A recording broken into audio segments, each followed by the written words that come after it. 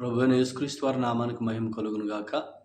ప్రభువైన యేసుక్రీస్తు వారి అమూల్యమైన నామాన ప్రియులైన మీ అందరికీ ప్రేమతో వందనాలు తెలియజేసుకుంటూ ఉన్నాను. ప్రభు మనకు అనుగ్రహించిన ఈ మంచి సమయానికి ప్రభు కృతజ్ఞతలు తెలియజేసుకుంటూ దేవుని పరిశుద్ధ గ్రంథంలో నుంచి హెబ్రీయులకు రాసిన పత్రికలోంచి మన సంగతులు నేర్చుకుంటున్నాం. ఈరోజు హెబ్రీయులకు రాసిన పత్రిక మనం 6వ అధ్యాయాన్ని చదువుకొని కొన్ని సంగతులు విందాం. హెబ్రీయులకు రాసిన పత్రిక 6వ అధ్యాయం నుంచి మన సందేశాన్ని ప్రభు ద్వారా పొందుకుందాం. హెబ్రీయులకు రాసిన పత్రిక 6వ అధ్యాయం మొదటి నుంచి చదువుతున్నాను.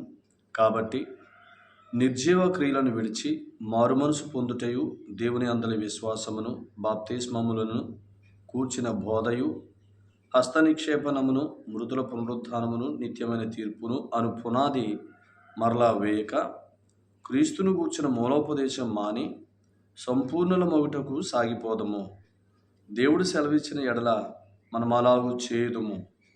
ఒకసారి వెలిగింపబడి పరలోక సంబంధమైన వరమును రుచి చూచి పరిశుద్ధాత్మలో పాలివారై దేవుని దివ్యవాక్యమును రాబో యుగ సంబంధమైన శక్తుల ప్రభావమును అనుభవించిన తరువాత తప్పిపోయిన వారు తమ విషయంలో దేవుని కుమారుని మరలా సిలువ వేయచ్చు బాహాటముగా ఆయనను అవమానపరుచుతున్నారు కనుక మారుమనసు పొందినట్లు అటు వారిని మరలా నూతనపరచుట అసాధ్యము. ఎట్లనగా భూమి తన మీద తరచుగా కురియు వర్షమును త్రాగి ఎవరి కొరకు వ్యవసాయం చేయబడునో వారికి అనుకూలమైన పైర్లను ఫలించుచు దేవుని ఆశీర్వచనం పొందును. అయితే ముండ్ల తుప్పలను గచ్చ తీగలను దాని మీద పెరిగిన ఎడల అది పనికిరానిదని విసర్జింపబడి శాపము పొందదగినదగును, తుదకది కాల్చివేయబడును. ప్రార్థన చేద్దాం. పరిశుద్ధుల తండ్రి, ప్రేమమేడిన దేవుని మీకు వందనాలు. ప్రేమించి మాకు ఇచ్చిన సమయానికి స్తోత్రాలు. మీ వాక్యాన్ని చదువుకున్నాం, మీ ఆత్మ ద్వారా బోధించమని, మీ సేవకునికి వాక్శక్తినిమ్మని, మేమందరం జీవించడానికి అవసరమైన సంగతులు మాకు దయచేయమని క్రీస్తు యేసు అమూల్యమైన నామాన కృతజ్ఞతాస్తుతులు స్తోత్రాలు చేసి వాక్యాన్ని నేర్చుకుంటున్నాం తండ్రి. ఆమేన్. ప్రభునందు ప్రియులారా, ఈ హెబ్రీయులకు రాసిన పత్రిక ఈ భాగం అంతా ఏంటంటే దేవుని మూలంగా జీవించుట లేదా విశ్వాస మూలంగా జీవించుట అనే భాగంలో మనం ఉన్నాం. ఒకసారి జ్ఞాపకం చేస్తున్నాను. యేసుక్రీస్తు ప్రభునందు విశ్వాసం ఉంచుట, పాపక్షమాపణ పొందుట, నీతిమంతులుగా తీర్చబడుట, దేవుని కుమారుల మగుట, పరిశుద్ధాత్మక ఆలయాల మగుట, క్రీస్తుతో పరలోకంలో కూర్చోబెట్టబడుట అనేది హెబ్రీ పత్రిక మొదటి అధ్యాయంలో జరిగింది. ఆయన పాపంలోకి శుద్ధి చేశాడు, దాన్ని మనం నమ్మాం. అక్కడికి మనకి ఆ సంగతి అంతా జరిగింది. రెండవది, హెబ్రీ పత్రిక 3వ అధ్యాయం నుంచి 10వ అధ్యాయం వరకు ఆయన ద్వారా జీవించుట, ఆయన మూలంగా జీవించుట లేదా విశ్వాస మూలంగా జీవించుట అనే దాంట్లో ఇప్పుడు విశ్వాసి బిజీగా ఉండాలి. అదే మనం నేర్చుకుంటున్నాం. ప్రస్తుతం విశ్వాసికి ఉన్న పని ఏంటి అని అంటే ఆయన ద్వారా జీవించుట, దాన్నే విశ్వాస మూలంగా జీవించుట లేదా ఆయనను గూర్చిన అనుభవ జ్ఞానాన్ని పొందుకుంటూ జీవించుట. సో ఈ హెబ్రీ పత్రిక 3వ అధ్యాయం నుంచి 10వ అధ్యాయం వరకు ఉన్న ఆ విశ్వాస మూలమగు జీవితం, ఆ జీవితం ద్వారా కలిగే విశ్రాంతి మనం అనుభవించాలి అని అంటే ఆయనను గూర్చిన అనుభవ జ్ఞానం, అనగా మన యాజకుని గూర్చిన అనుభవ జ్ఞానం మనకు అవసరమని, మన ప్రభువును గూర్చిన అనుభవ జ్ఞానం మనకు అవసరమని మనం నేర్చుకుంటున్నాం. ఆయన గూర్చిన అనుభవ జ్ఞానం మనం పొందుకోవాలి అని అంటే హెబ్రీ పత్రిక 2వ అధ్యాయంలో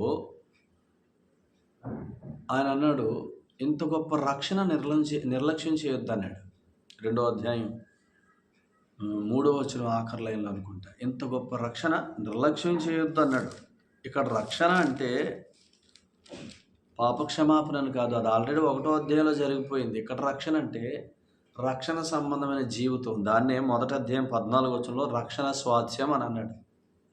రక్షణ స్వాస్థ్యం అంటే దేవుని కుమారులుగా, దేవుని పిల్లలుగా మనం అనుభవించవలసిన జీవితం, మనం అనుభవించవలసిన జై జీవితం, ఆశీర్వాదం అని చెప్పబడుతున్న జీవితం, సమృద్ధి అని చెప్పబడుతున్న జీవితం, క్షేమము అని చెప్పబడుతున్న జీవితం మనం అనుభవించాలి. దాన్ని అనుభవిస్తూ ఈ లోకంలో అనేక మంది మధ్య మనం ఒక మహత్కార్యాల్లాగా ఉండాల, సూచనల్లాగా ఉండాల. అందుగురించిన అనమాట. సో అందుకని 2వ అధ్యాయంలో రక్షణ నిర్లక్ష్యం చేయొద్దు అంటే దాని అర్థం ఏంటి? యేసుప్రభునందు విశ్వాసం ద్వారా మీరు నీతిమంతులు, దేవుని కుమారులు, పరిశుద్ధాత్మక ఆలయాలు మాత్రమే కాదు, మీరు పరలోకంలో కూర్చున్నారు. దేవునికి వారసులు, దేవునికి కలిగిన దాని అంతటికీ యేసు ప్రభుతో పాటు వారసులు. క్రీస్తు తోడి వారసులం అని అన్నాడు రోమ 8:17లో. గలతీ 4:7లో నువ్వు వారసుడివి అని అన్నాడు. గలతీ 4:6లో కుమారుడివి, 4:7లో నువ్వు వారసుడివి అని అన్నాడు. సో వారసుడిగా వారసత్వాన్ని సంపాదించుకోవాలని చూడాలి. ఎలా సంపాదించుకుంటాడు వారసత్వాన్ని అంటే, వారసుడు తండ్రి నన్ను ఎంత ప్రేమిస్తున్నాడో, తండ్రికి నేనంతే ఎంత ప్రేమో అని ఎరిగే కొద్దీ తండ్రి ప్రేమను ఎరుగుతూ, దేవుని ప్రేమను ఎరుగుతూ, దేవుని ప్రేమను ఎరుగుతూ జీవించేవారు, ఆ ప్రేమను బట్టి సంతోషిస్తూ జీవించేవారు ఖచ్చితంగా దాన్ని సంపాదించుకుంటారు. అందుకనే హెబ్రీ పత్రిక 2వ అధ్యాయంలో ఇంత గొప్ప జీవితం ఉందే రక్షించబడి మీకు, దాన్ని నిర్లక్ష్యం చేయొద్దు అంటున్నాడు. ఇక్కడ రక్షణను నిర్లక్ష్యం చేయొద్దు అంటే నమ్ముకోవటాన్ని నిర్లక్ష్యం చేయొద్దని కదా. ఆల్రెడీ హెబ్రీ పత్రిక 1వ అధ్యాయంలో ఆ పాపములకు శుద్ధీకరణం అయిపోయింది. నమ్ముకున్న వారి పాపములకు శుద్ధీకరణమైంది.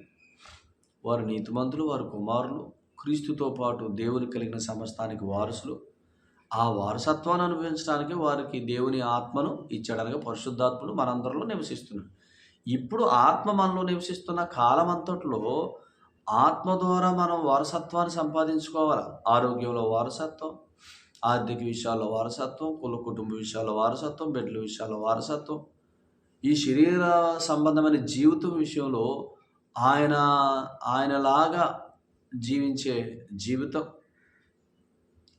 మనలో ఇతరులకు ఏ లోపం కనపడిన జీవితం, ఇవన్నీ వారసత్వంగా మనం అనుభవించాల. క్రీస్తును పోలిన జీవితం, దాని కొరకే మనకు ఆయన పరిశుద్ధాత్మని ఇచ్చాడు. అందుకనే ఆత్మ ఎవరో అని అంటే చాలా పొరపాటు సంగతి ఏంటంటే, ప్రస్తుతం యోహాను సువార్త 16వ అధ్యాయంలో 7వ వచనం నుంచి 11వ వచనం వరకు మనం చదువుకుంటే, మీరు జాగ్రత్తగా చదువుకోండి. అక్కడ ఒక సంగతి ఏంటి అని అంటే, సత్యస్వరూపయోగ ఆత్మ వచ్చినప్పుడు మిమ్మల్ని సర్వసత్యంలోనికి నడిపిస్తాడనే మాట ఉంది అక్కడ 13. అయితే ఇప్పుడు యోహాను సువార్త 16వ అధ్యాయం 7వ వచనంలో, నేను వెళ్ళిపోతే మీకు ప్రయోజనం, నేను వెళ్ళని ఎడల ఆదరణకర్త మీ వద్దకు రాడు, నేను వెళ్తే ఆయనను మీ వద్దకు పంపుతాను అని చెప్పాడు. సో యేసుక్రీస్తు ప్రభువారు ఆయన మన కొరకు సిలువలో కార్యాన్ని సమాప్తం చేసి, ఆయన సమాధిని గెలిచి తిరిగి లేచి పరలోకానికి వెళ్ళిన తర్వాత పరిశుద్ధాత్ముడు ఇప్పుడు విశ్వసించిన వారందరిలోకి పరిశుద్ధాత్ముడిని పంపుతున్నాడు ఆయన పరలోకంలో ఉండే. సో ఇప్పుడు పరిశుద్ధాత్ముడు వస్తే చేసే పని ఏంటి? చాలామంది బోధకులు కూడా ఎక్కడే తప్పుగా బోధిస్తూ విశ్వాసులను కలవరపెడుతున్నారు. ఈ విషయాన్ని మీరు అందరూ ఒకసారి శ్రద్ధగా వినండి. ఆయన వచ్చినప్పుడు యోహాను సువార్త 16వ అధ్యాయం 7 నుంచి 11 వరకు మీరు చదవండి శ్రద్ధగా. ఆయన వచ్చినప్పుడు అనగా ఆదరణకర్త వస్తే, సత్యస్వరూపిగా ఆత్మ వస్తే ఎవరిలోకి వస్తాడు? ఎవరైతే యేసు ప్రభువునందు విశ్వాసం ఉంచారో వారిలోనికి పరిశుద్ధాత్ముడు వస్తాడు. ఎందుకు వస్తున్నాడు పరిశుద్ధాత్ముడు? విశ్వసించిన వారందరూ నీతిమంతులు, కుమారులు కాబట్టి కుమారులందరిలో పరిశుద్ధాత్ముడు నివసించగలుగుతున్నాడు. సో ఇప్పుడు పరిశుద్ధాత్ముడు వస్తే మీరు జాగ్రత్తగా వినాల్సిన సంగతి, రోమపత్రిక 8:16 ప్రకారం పరిశుద్ధాత్ముడు కుమారులు అని ఒప్పిస్తాడు. కుమారులను ఒప్పిస్తాడు. ఎందుకంటే యోహాను సువార్త 14:16 ప్రకారం ఆయన మనలో ఎల్లప్పుడూ ఉంటారు. పరిశుద్ధాత్ముడు ఎల్లప్పుడూ మనతో ఉంటాడు. విమోచన దినం వరకు మనతో ఉంటాడు. ఆయన ఎల్లప్పుడూ ఉంటాడు. సో ఎల్లప్పుడూ మనలో ఉండేది ఎందుకు? చాలామంది ఇది అర్థం కావట్లేదు. రోమ 8:16 ప్రకారం నువ్వు కుమారుడివి కాబట్టే నేను నీలో నివసిస్తున్నాను అని చెప్పటానికి. యోహాను సువార్త 16 9-11 వచనంలో రాయబడినట్లు ఆయన వస్తే పాపమును గూర్చి, నీతిని గూర్చి, తీర్పును గూర్చి ఒప్పింపజేయను లోకమును అని అన్నాడు. లోకాన్ని పాపాన్ని గూర్చి, నీతిని గూర్చి, తీర్పును గూర్చి ఒప్పింపజేస్తాడని అంటే జాగ్రత్తగా ఉన్నారు. లోకంలో ఎవరున్నారు? 3 కేటగిరీ ప్రజలు ఉన్నారు. వాళ్ళ గురించి మాట్లాడుతున్నాడు ఇప్పుడు. లోకము నన్ను ఎరగలేదంటే లోకంలో ఆయన ఎరగని ప్రజలు ఉన్నారు. మొట్టమొదటిది లోకము నన్ను ఎరగలేదు కనుక వారిని పాపమును గూర్చి అన్నాడు. ఆయన ఎరగని వారినేమో పాపాన్ని గూర్చి. ఎరుగునోడిని పాపం గురించి ఎందుకు ఒప్పింపజేస్తాడు? ఎరుగునోడు పాప విషయంలో క్షమాపణ పొందాడు. రోమపత్రిక 6:7 ప్రకారం పాప విముక్తులని ఆయనే తీర్పు తీర్చాడు. యేసుప్రభు నమ్మినందరూ పాప విముక్తులని తీర్పు తీర్చాడు. మరలా పాపం గురించి ఎందుకు ఒప్పింపజేస్తాడు? లోకమును పాపాన్ని గురించి. పరిశుద్ధాత్ముడు లోకాన్ని పాపాన్ని గురించి ఎవరి ద్వారా? నమ్మిన వారి ద్వారా ప్రకటిస్తున్నాం. మనం ఏం ప్రకటిస్తున్నాం? యేసుప్రభు మిమ్మల్ని ప్రేమించి మీ పాపాల కొరకు ప్రాయశ్చిత్తం చేశాడు. ఆయన మిమ్మల్ని ప్రేమించి మీ కొరకు చనిపోయాడని ఆ సువార్తను మీరు నమ్మకపోతే మీరు పాపంలోనే ఉన్నారు. ఈ లోకాన్ని విడిచిపెడితే మీరు నాశనానికి వెళ్తారని లోకాన్ని పాపాల గురించి ఒప్పింపజేస్తాం. రెండోది పరిశుద్ధాత్ముడు రెండో సంగతి ఆయన ఏం మాట్లాడు? నేను తండ్రి వద్దకు వెళ్తున్నాను గనక మీరు ఇక నన్ను చూడరు గనక మిమ్మల్ని నీతి గూర్చి అన్నాడు. నీతిని గురించి ఒప్పింపజేసేది ఎవరిని? కుమారుల్ని. ఆయన ఏమన్నాడు? నేను తండ్రి వద్దకు వెళ్తున్నాడని సంబోధించాడు. లోకంతో మాట్లాడినప్పుడు తండ్రి అనలా. లోకానికి ఆయన తండ్రి కాదు, నమ్ముకునే వాళ్ళకి ఆయన తండ్రి కాదు. అందుకని వీళ్ళు ఇంకా నమ్ముకోలేదు కాబట్టి, వారు కుమారులు కాలేదు కాబట్టి వారిని పాపం గురించి ఒప్పింపజేస్తున్నాడు. నమ్ముకున్న వారు నేను తండ్రి దగ్గరికి వెళ్తున్నాను, మీరు ఆ తండ్రికి కుమారులు, మీరు కుమారులు ఎప్పుడయ్యారు? మీరు నీతిమంతులు అయిన వెంటనే కుమారులు అయ్యారు. మీరు నీతిమంతులు కాబట్టి కుమారులు, మిమ్మల్ని నీతి గురించి ఒప్పింపజేస్తాను. అర్థమైందా? నమ్ముకున్న వారినేమో నీతిని గురించి ఒప్పింపజేస్తాడు పరిశుద్ధాత్ముడు. నమ్ముకోని వారినేమో పాపం గురించి ఒప్పింపజేస్తాడు. అపవాది కూడా లోకంలోనే ఉన్నాడు. వాడికి లోకాధికారి అని పేరు. అపవాదిని దేని గురించి ఒప్పింపజేస్తాడు? తీర్పు గురించి. ఎందుకు? ఆల్రెడీ మత్తయి సువార్త ప్రకారం అపవాదికి వాని దూతలకు సిద్ధం చేసిన నరకాగ్ని అని అన్నాడు. అంటే ఆల్రెడీ వాడికి తీర్పు అయిపోయింది. గుర్తుపెట్టుకోండి, పరిశుద్ధాత్ముడు విశ్వాసనే పాపం గురించి, విశ్వాసనే తీర్పు గురించి, విశ్వాసనే నీతి గురించి ఒప్పింపజేయడు. ఆయన నమ్మనోళ్ళని పాపం గురించి ఒప్పింపజేస్తాడు. అపవాదికి ఆల్రెడీ తీర్పు జరిగిందని చెప్తున్నాడు. నమ్మిన మనం నీతిమంతులు అని ఒప్పింపజేస్తాడు. ఇలా చెప్పండి, ఇప్పుడు విశ్వాసని తీర్పు గురించి ఒప్పింపజేస్తే యోహాను సువార్త 5:24లో నా మాట విని నన్ను పంపిన వాని యందు విశ్వాసం ఉంచువాడు నిత్యజీవం గలవాడు, వాడు తీర్పులోనికి రాక మరణంలో నుంచి జీవంలోనికి దాటున్నాడు అన్నాడుగా. అసలు ఇక తీర్పే లేనప్పుడు తీర్పు గురించి ఎందుకు ఒప్పింపజేస్తాడు విశ్వాసని? రోమ 8:1 ప్రకారం ఏ శిక్షా విధి లేదన్నాడు కదా. వాడు తీర్పులోనికి రాడో కాబట్టే మరణంలోనికి రాడో. ఎందుకు తీర్పులోకి రాడో? యేసుప్రభుని నమ్ముకున్నాడు కాబట్టి పాపం విషయంలో చచ్చిపోయాడు.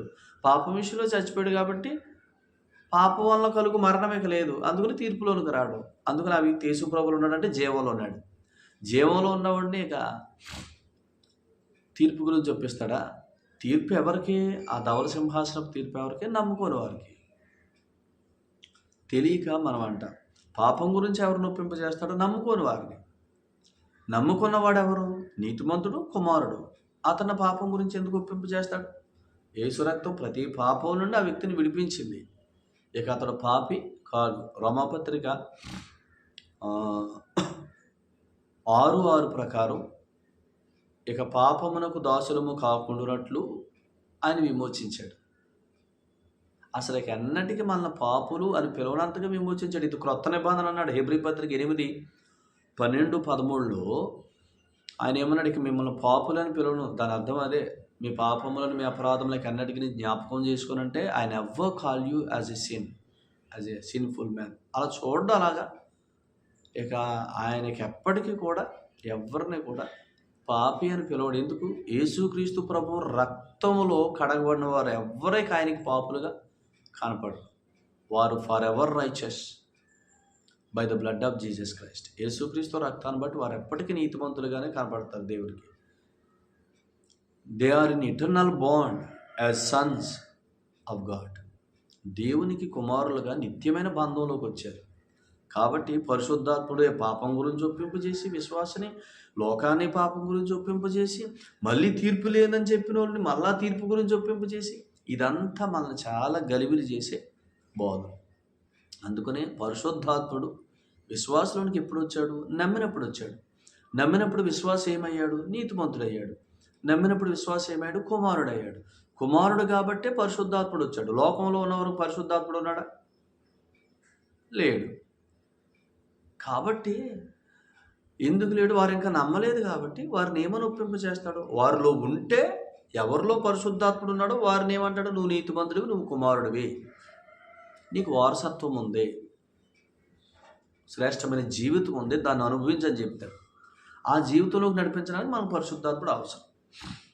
ఈ సంగతులు మనసులో పెట్టుకోండి. సో ఇలాగున ఆత్మ మనల్ని నడిపిస్తూ ఉంటాడనమాట.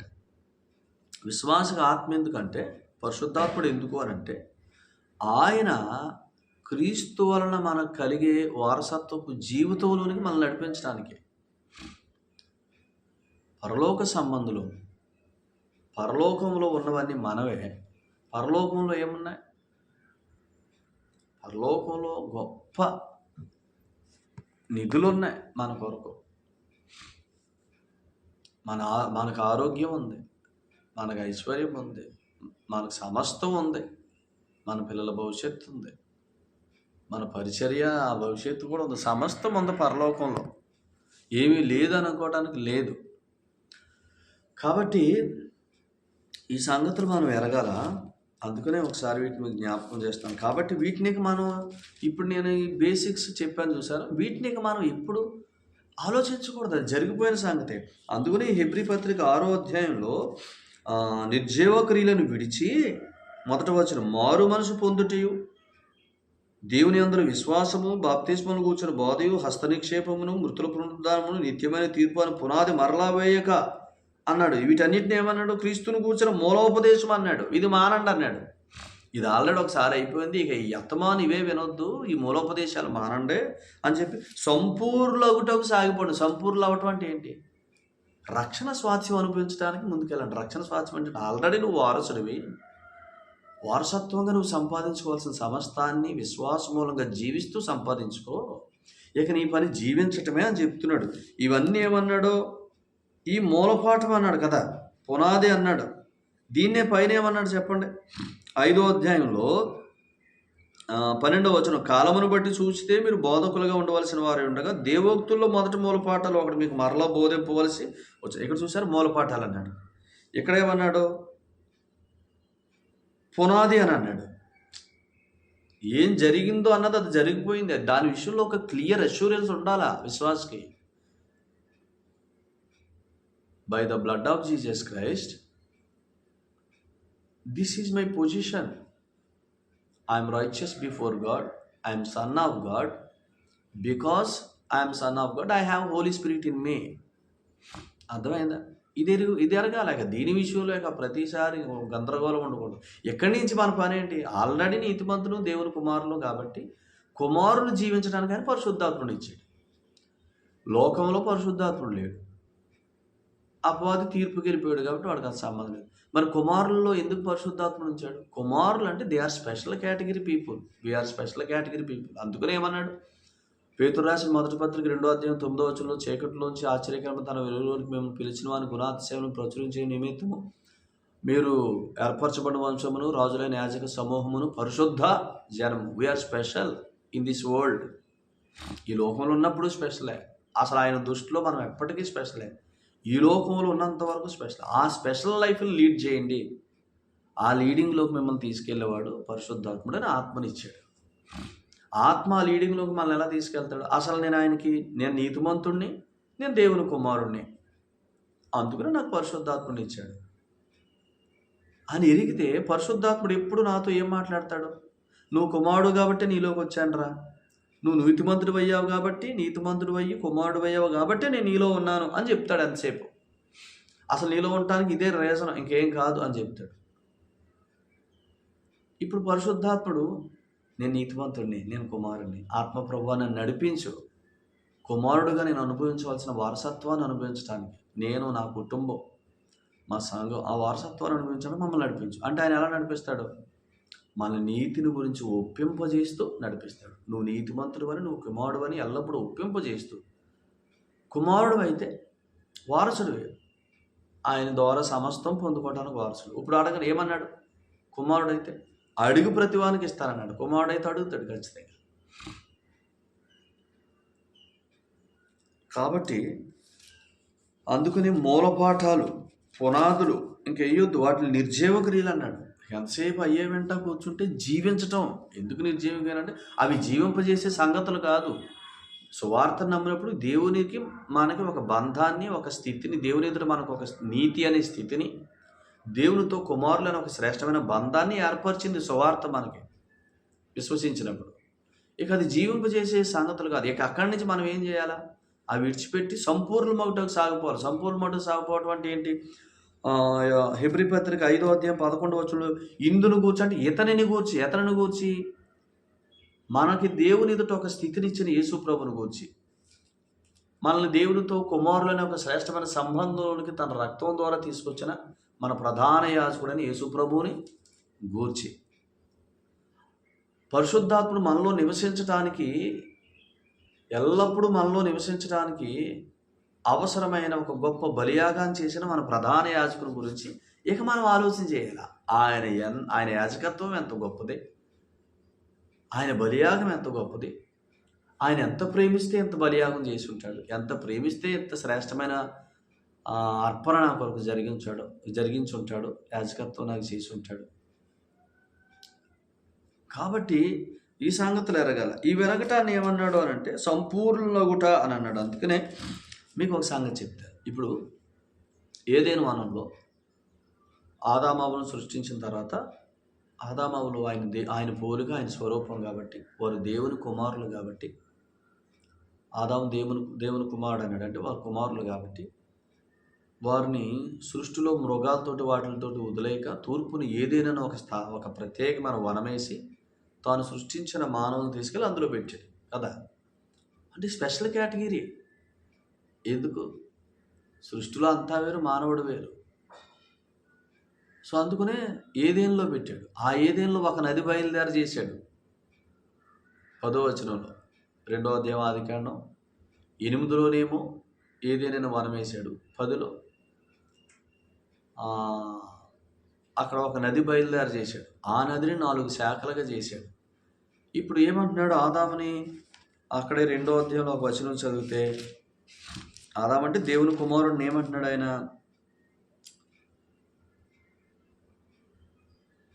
15వ వచనం, మరియు దేవుడైన యెహోవా నరుని తీసుకుని ఏదైనా తోటను సేద్యపరచుటకును దాన్ని కాచుటకును దానిలో ఉంచాను. చూసారా?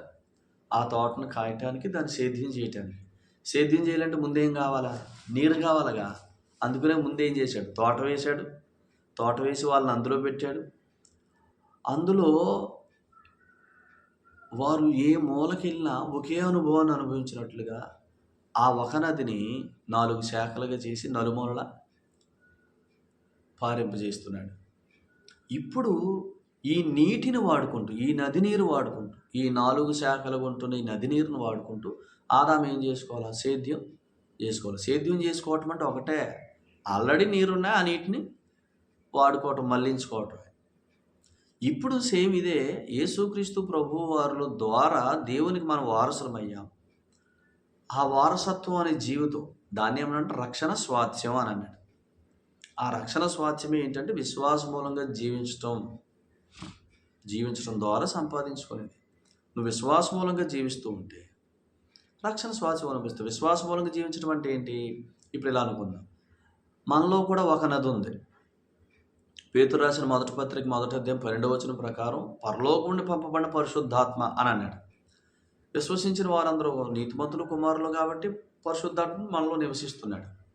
ఈయన పరలోకం నుంచి పంపబడిన ఒక నది. ఈ ఒక నది ఇప్పుడు అక్కడ ఏదేను, ప్రస్తుతం సంఘం, అక్కడ ఆదామావులు, ఇక్కడ మనం. అక్కడ ఒక నది, ఇక్కడేమో పరిశుద్ధాత్ముడు. ఆ నది 4 శాఖలైంది. ఇక్కడేమో అపోస్తుల కార్యాల గ్రంథం 2వ అధ్యాయం 42 ప్రకారం విశ్వసించిన వారందరూ రొట్టె విరుచుట యందును, ప్రార్థన యందును, సహవాసమందును, అపోస్తుల బోధ యందును ఎడతెగక విన్నారు. వీరు అనగా విశ్వసించిన వారందరూ అపోస్తుల బోధ యందు, సహవాసమందు, రొట్టె విరుచుట యందు, ప్రార్థన యందు ఎడతెగకున్నారంటే 4. ప్రతి ఆదివారం రొట్టె విరిచే కూడిక, ఆయన గురించి నేర్చుకోవటానికి ఒక బైబిల్ స్టడీ, ఆయన సన్నిధికి విశ్వాసంతో వెళ్ళటానికి ఒక ప్రార్థనా కూడిక, అలాగనే మిగిలిన దినాలన్నింటిలో సహవాస కూడిక. ఎక్కడ కూడుకుంటే అక్కడ సహవాసం ఉంటే అక్కడ ఈ సహవాసం. ఇది 4 శాఖలు. మనలో ఉన్న పరిశుద్ధాత్ముడు మనల్ని ఇలా 4 శాఖలుగా, 1 సహవాసంగా, 2 రొట్టె విరిచే కూడిక, 3 అపోస్తలుల బోధ అంటే బైబిల్ స్టడీ కూడిక, ఆయన గురించి నేర్చుకునే కూడిక, 4 ప్రార్థన అంటే ఆయన పాద సన్నిధిలో మనం కుమారులుగా సమస్తం అడిగి పొందుకునే అనుభవంలోకి మనం నడిపిస్తూ ఉంటాడు. ఇప్పుడు ఆదాము చేయాల్సిన పని ఏంటంటే ఆ నీటిని వాడుకుంటే సరిపోతుంది. మనం ఏం చేయాలి? మనలో ఉన్న పరిశుద్ధాత్ముడు మనకు ఆ నీరు ఇచ్చేవాడు. మనం ఏ మూలకి వెళ్ళినా శ్రేష్టమైన ఫలాలు, చూపునకు రమ్యమైనవి, ఆహారానికి మంచివైన ఫలాలు మనం చూడటం కోసం మనకు ఆ నీటినిచ్చేవాడు ఎవరంటే పరిశుద్ధాత్ముడు. పరిశుద్ధాత్ముడు మనతో మాట్లాడతాడు. ప్రకటన గ్రంథం 2-3 అధ్యాయాలలో సంఘాలతో మాట్లాడుతున్నాడంటే ఏంటి? ఆయన వాక్యం ఇస్తున్నాడు, ఆయన మాట్లాడుతున్నాడు. ఇప్పుడు యోహాను సువార్త 6:63లో ఈ నా మాటలు ఆత్మయు జీవం అంటే ఏంటి చెప్పండి? జీవనిస్తున్నాడు. ప్రభు మనతో మాట్లాడుతున్నాడు అంటే ఆయన సందేశం మన దగ్గరకు వస్తుందంటే మనకి జీవం ఇస్తున్నాడు, మనల్ని జీవింపజేస్తాడు. ఇప్పుడు హెబ్రీ పత్రిక 6వ అధ్యాయంలో నిర్జీవ క్రియలు విడిచిపెట్టండి, జీవించడానికి ప్రయత్నించండి. జీవించడం అంటే ఏంటి? ఆయన కూర్చున్న అనుభవ జ్ఞానాన్ని సంపాదించుకోండి. పేతురు రాసిన 2వ పత్రిక 1వ అధ్యాయం 2-3 వచనాల్లో పిలిచిన వాని కూర్చున్న అనుభవ జ్ఞానం మీ భక్తికి, మీ బ్రతుక్కి ప్రయోజనం అని చెప్పాడు. మీ భక్తికి కావాల్సినవన్నీ ఆయన కూర్చున్న అనుభవ జ్ఞానం ద్వారానే దొరుకుతాయి. మీ బ్రతుక్కులో కావలసినవన్నీ, మీ జీవించడానికి కావాల్సినవన్నీ ఆయన కూర్చున్న అనుభవ జ్ఞానం ద్వారానే దొరుకుతాయి. అందుకని యోహాను రాసిన 3వ పత్రికలో గాయకు రాస్తూ యోహాను, నీ ఆత్మ వర్ధిల్లుచున్న ప్రకారం నువ్వు అన్ని విషయాల్లో వర్ధిల్లి సౌఖ్యంగా ఉన్నావు అన్నాడు. ఆత్మ వర్ధిల్లటం అంటే ఏంటి? ఆత్మ వర్ధిల్లటం అంటే ఏంటంటే ఆయన కూర్చున్న అనుభవ జ్ఞానం మనం ఎంత సంపాదించుకుంటామో అంతగా ఆత్మలో వర్ధిల్లుతున్నాం. దాన్నే ఆత్మానుసారంగా జీవించుట, విశ్వాస మూలంగా జీవించుట. ఆత్మలో వర్ధిల్లుతున్నాడు, అన్ని విషయాల్లో వర్ధిల్లుతాడు, సౌఖ్యంగా ఉంటాడు. అందుకనే ఇక్కడ ఒక మాట రాశాడు చూడండి, 7వ వచనం, హెబ్రీ పత్రిక 6వ అధ్యాయం 7వ వచనం. ఇట్లనగా భూమి తన మీద తరచుగా కురియు వర్షము త్రాగి ఎవరి కొరకు వ్యవసాయం చేయబడినో వారికి అనుకూలమైన పనులను ఫలించుచు దేవుని ఆశీర్వచనము పొందును. చూసారా? ఇప్పుడు పరిశుద్ధాత్ముడు మనలో ఉండి మనతో మాట్లాడుతూ ఉంటాడు. ఎవరి గురించి మాట్లాడతాడు పరిశుద్ధాత్ముడు? యోహాను సువార్త 14:25, యోహాను సువార్త 16, 13, 14 యేసుక్రీస్తు ప్రభువును గూర్చే మాట్లాడతాడు. ఎందుకు? ఇక మనకు కావాల్సింది ఏంటి? ఆల్రెడీ నీతిమంతులు, ఆల్రెడీ కుమారులు కాబట్టి పరిశుద్ధాత్ముడు మనలో ఉన్నాడు. ఇక మనం ఏం చేయాలా? క్రీస్తుతోడు వారసులం కాబట్టి ఆ పరలోకపు జీవితాన్ని అనుభవించాలా. ఆ జీవితం మనం సంపాదించుకోవడం కోసం ఈయన మాట్లాడుతుంటాడు. ఈయన మాట్లాడితే మనం ఏం చేయాలి? వినాలా. క్రీస్తుని గురించి మాట్లాడతాడు, వినాలా. క్రీస్తుని గురించిన జ్ఞానం సంపాదించుకోవాలా. వినుట వల్ల విశ్వాసం, రోమా 10:17 వినుట వల్ల విశ్వాసము అనగా క్రీస్తుని గురించి వింటే విశ్వాసం అన్నాడు. యేసు ప్రభుని గురించి వింటే విశ్వాసము ఆ విశ్వాసంలోకి నడిపిస్తాడు. ఆత్మ మనల్ని విశ్వాసంలోనికి నడిపిస్తాడు, విశ్వాస జీవితంలోనికి నడిపిస్తాడు. ఆయన మనకు క్రీస్తును వినిపిస్తాడు. పరిశుద్ధాత్ముడు మనకి క్రీస్తును వినిపించడాన్ని ఏమన్నాడంటే తొలకరి వర్షము, కడవర వర్షము కూడా అని అన్నాడు. అందుకనే వ్యవసాయకుడు తొలకరి వర్షము, కడవర వర్షం కొరకు కనిపెడతాడని అన్నట్టుగా మనం చదివితే ద్వితీయోపదేశకాండం 32వ అధ్యాయము 2వ వచనంలో నా వాక్యము లేదా నా మాట తొలకరి వర్షంగా నేల మీద మంచులా ఉంటుందని. అంటే మనం నీరు లేని వారంగా ఉంటాం. ఆయన మాటలు మనం వింటున్నామంటే వర్షాన్ని తీసుకుంటున్నాం. వర్షం ఎక్కడుంది అక్కడ ఖచ్చితంగా ఈజీగా. మీరు చూడండి, ఈ వేసవకాలం కొద్ది రోజులు మొత్తం ఎండిపోద్ది. 2 చినుకులు పడిన వెంటనే తర్వాత వర్షాకాలం స్టార్ట్ అయ్యి